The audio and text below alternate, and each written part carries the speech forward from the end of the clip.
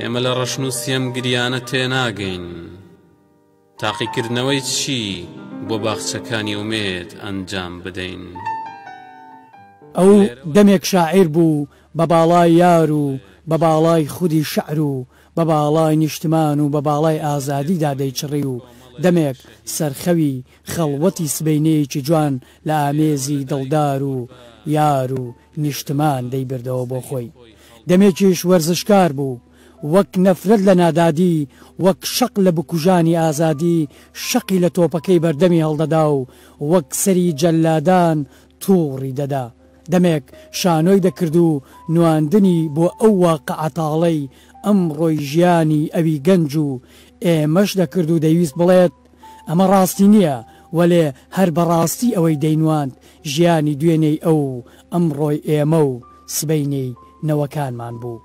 ئەو دەمانێک ڕۆژنامەنووس بوو هەواڵە گەرمەکانی تەقینەوە و مردن و تاسەباری کەرکووک دەی چرپان بە گوێی دۆست و نەیاردا و دەمێکیش بە راپۆرتێک لە هەمبەر پۆخڵەواتەکانی ئەوانێکی پۆخەڵ عەرشی لەرزۆکی دەهێنانە لەرزان.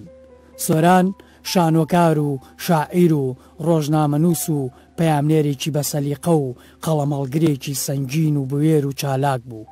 بووە ڕەمزی دوای شەهیدکردنی بەهۆی بوێری و زیندوێتی قەڵەمەکەیەوە نازناوی شەهیدی قەڵەمی پێبەخشرا.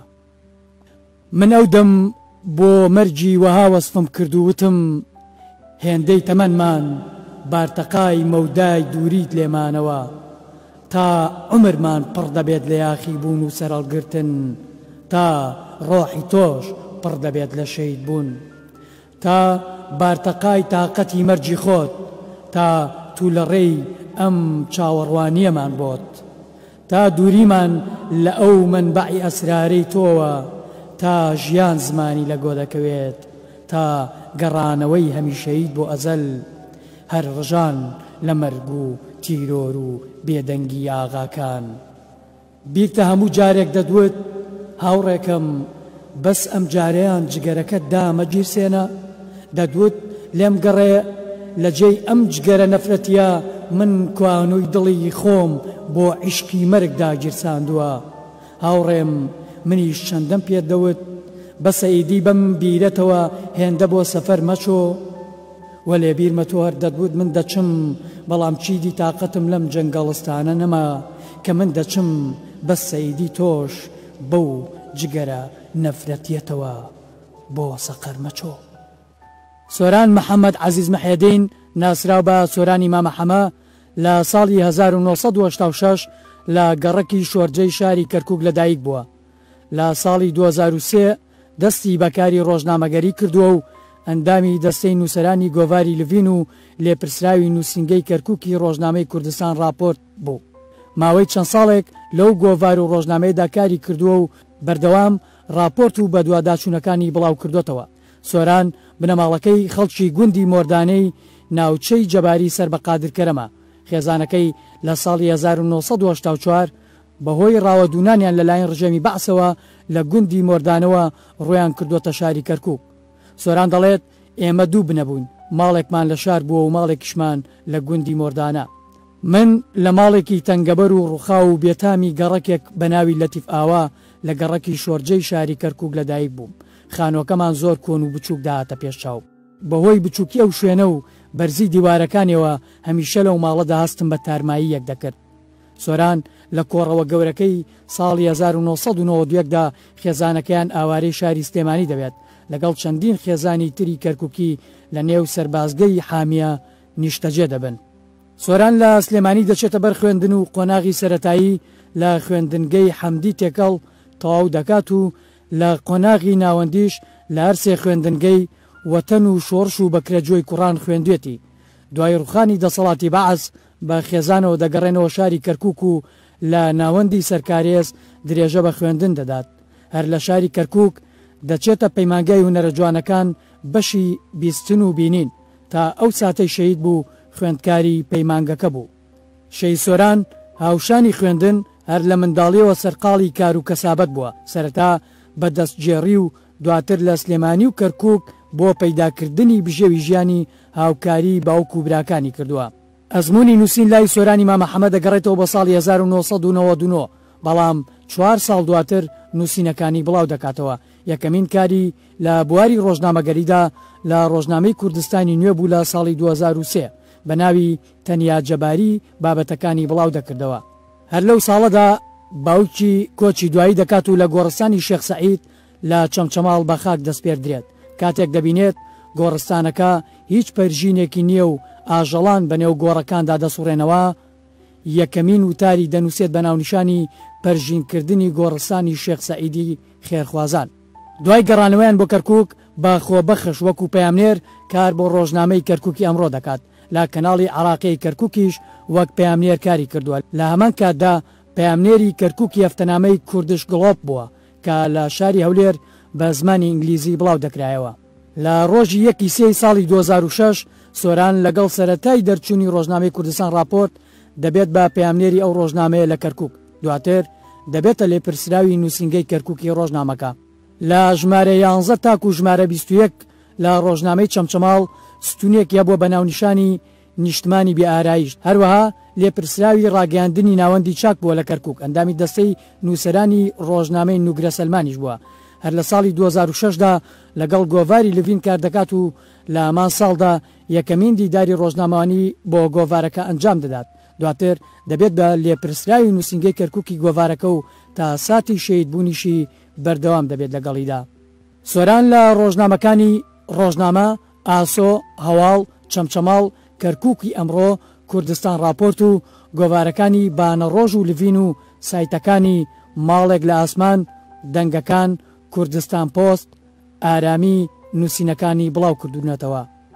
شانۆ یەکێکی تر بووە لە خولیەکانی شەی سۆران. ساڵی 2005 لە کەرکووک پەیوەندی بە تیپی شانۆی هەنگاوی نوێوە دەکات و هەمان ساڵ بە بۆنەی یادی 17 ساڵەی کارەساتی ئەنفالەوە شانۆی دەین و دەچین لە زانکۆی سلێمانی پێشکەش دەکەن. لە پارێزگای هەڵەبجەش بۆ یادی کارەساتی کیمیاباران شانۆگەرەیەکی تر نمایش دەکەن. جگە لە کاری ڕۆژنامەگەری و شعر و شانۆ، سۆران ئارەزووی زۆری بۆ وەرزشیش هەبووە و لە ساڵی 2000ەوە لە خولی تیپە میلیەکاندا بەشداری کردووە و بۆ تیپەکانی دواڕۆژ و بەکرەجۆ و ئەستێرەی ئازادی و قەڵای کەرکووک یاری کردووە. سۆران هەمیشە بێدەنگ و لە سەرخۆ و ئارام بوو. زیاتر حەزی بە تێکەڵبوون لەگەڵ کەسایەتیە بە تواناکاندا دەکرد تا سوود لە ئەزمون و تواناکانیان ببینێت. زۆربەی کات گوێگر و گوێڕایەڵ بوو. هەڵسوکەوتی لەگەڵ چواردەورەکەیدا بە پێی تەمەنی بەرامبەرەکەی خۆی دەگونجان. لە وەسفی سۆرانی جوانەمەرگدا شێرکۆبێکەسی گەورە شاعر دەڵێت: لە ئێستەشدا خۆ بە تەنها هەر ئەو ناوی سۆران نییە، شاخێک گوتی ناوی تازەم سۆرانی مامە حەمەیە، گۆمێک گوتی مێرگێک گوتی چەند دەفتەری مناڵان و چەند شەقام و چەند ئاوێنەی عاشقان و چەند ڕۆژنامە و چەند گۆڤاری برینداری ئێرەوتیان ناوی تازەی هەر هەمومان سۆرانی مامە حەمەیە.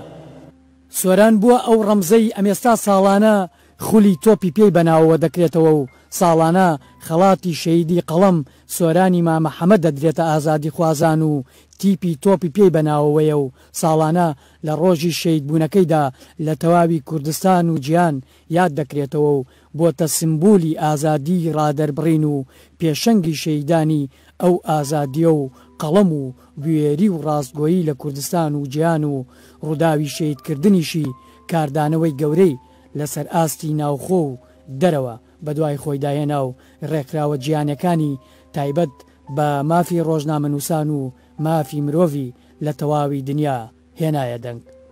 شەیدکردنی سۆران ویستی خنکاندنی دەنگی ئازاد و بێر بوو. زەنگێک بوو بۆ زیاترکردنی بێمافی و سەرکوتکردن و ترس و تۆقاندن و دەنگی کەلەپچە و زڕەی زەنجیر. زەنگێک بوو بۆ نەمانی یەکجاری مانای ژیان. سۆران ئەو مرۆڤە دڵپڕ لە هیوایە بوو تازە دەمی بۆ ژیان ئەپشکوت، تازە وەک باڵدارێکی شەیدای فڕین خۆزگەی گەیشتن بوو بە ئاسمانێکی ساماڵ و سربەست و پڕئارامی.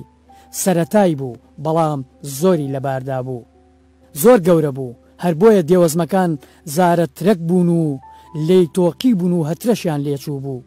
پاڵەوانانی چەقۆکێش و چاوچنۆک و بەڵتەچی لە تاریکیدا زەفەریان پێهێنا و بە کوژانەوەی مۆمی تەمەنی ئەم نەمامە تازە پشکوتووەی کوڕی ماڵە هەژارێکی کەرکووکی جارێکی تر ڕووڕەشی و تاوانێکی تریان خستە خانەی ستەمی ئەستور و لە بن نەهاتوویان.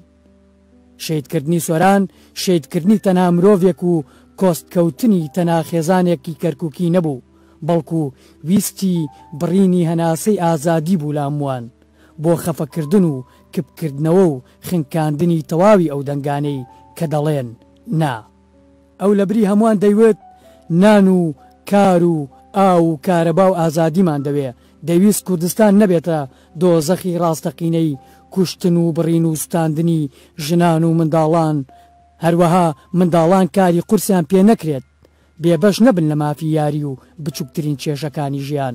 لە باسی نەهامەتی خێزانەکەیاندا سۆران دەڵێت ژیانی ئێمە پێش لە دایکبوونی منیش کەشێکی نائارام و پڕ لە تراژیدیای هەبووە، بەهۆی ئەوەی خێزانەکەمان لە شۆڕشەکانی کورددا بەشدار بوون بەردەوام تووشی شەڕ و گرتن و کوشتن بوونەتەوە، چونکە هەر لە سەرەتاوە لەسەر ئەوە خێزانەکەمان ڕاهاتووە لە هەر شوێنێک بن سەربەرز بژین، منیش پەروەردەی ئەو خێزانم.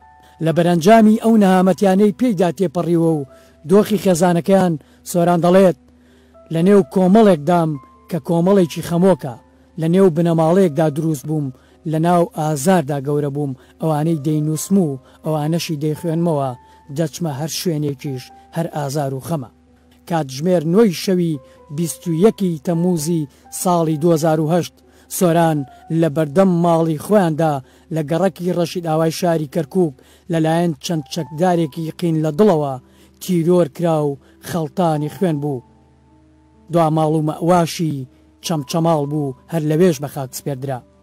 ئەمەش پاشەوە هات کە بەر لە 2 مانگ لە تیرۆرکردنی سۆران هەڕەشەی کوشتنی لێکرا بوو. لە کۆتاییشدا شێرکۆبێکەس جارێکی تر بۆ وەسفی سۆران دێتەوە گۆ و دەڵێت لە سەفەرێکی شعردا لە قەراق دڵی چەمچەماڵ 2 گوڵ هێرۆی سەر لە قسپی بەرزم بینی و ناسینەوە، بەڕاکردن چوم بۆ لایەن وتم سەردەشت عوسمان نیت ئەوی سۆران، ڕێگەم ئەدەن بۆ یادگاری ئەو دڵەی داتان بە ڕۆژنامەی باران، ڕێگەم ئەدەن پێکەوە وێنەیەک بگرین با یەک هات و پێکیشەوە سەریان لەقان. سۆران وتی ئەی چێ وێنەکەمان بگرێ، شعرێکم پێش خۆم هاتە جواب، خەمت نەبێ لە دوولاوە ئەمان گرن، عەبدولخالق لەسەر قەڵای هەولێرەوە و لەسەر قەڵای مەقاماتی عەشقەوە عەلی مەردان. ئێمە بە گەورەی لەدایک دەبین و بە منداڵی سەردەنێینەوە، ئەوانەیشی تەمەنیان دەگاتە 6 ساڵ لەسەر چۆنێتی کوشتنی براکانیان پرۆڤەیان پێ بکرێت.